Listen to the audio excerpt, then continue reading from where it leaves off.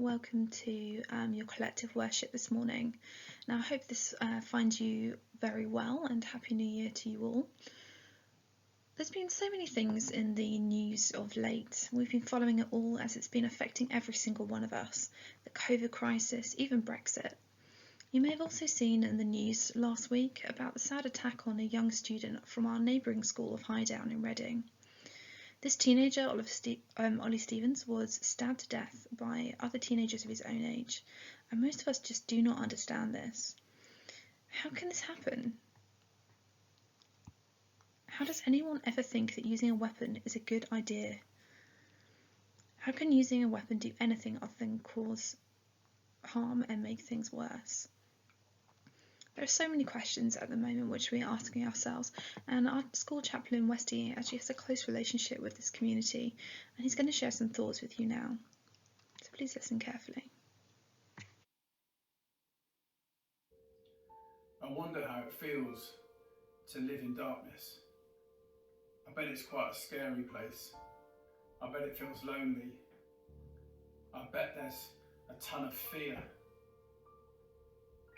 I wonder if that's how Ollie Stevens' parents are feeling this week.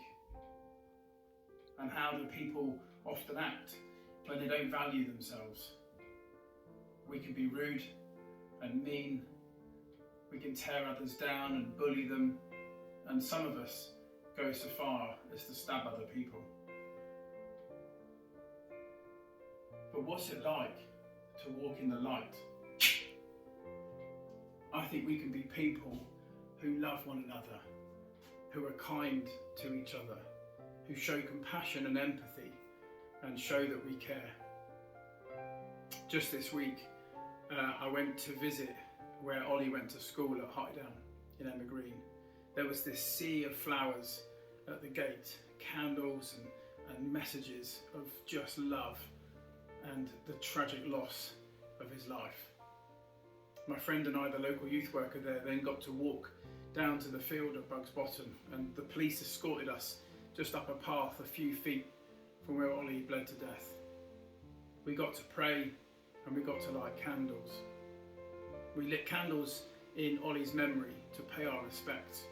We got to pray for Ollie and for his friends and his family and his school.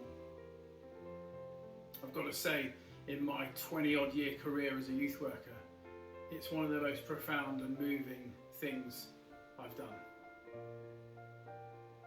But we don't have to be in that position. I wish I didn't have to go down and say a prayer and light a candle for a boy aged 13 who's been stabbed to death. We can be people, I believe, with everything in my being, we can be people who walk in the light, who value ourselves. Because when we value ourselves, we value others.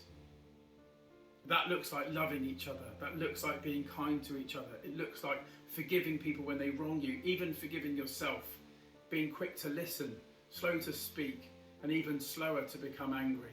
Give more than you receive. Be generous with your time and what you have. Never seek revenge. Love always spreads love, and hate only ever spreads hate. Be people that are known for how you love each other. Thanks for listening. Rest in peace, Ollie.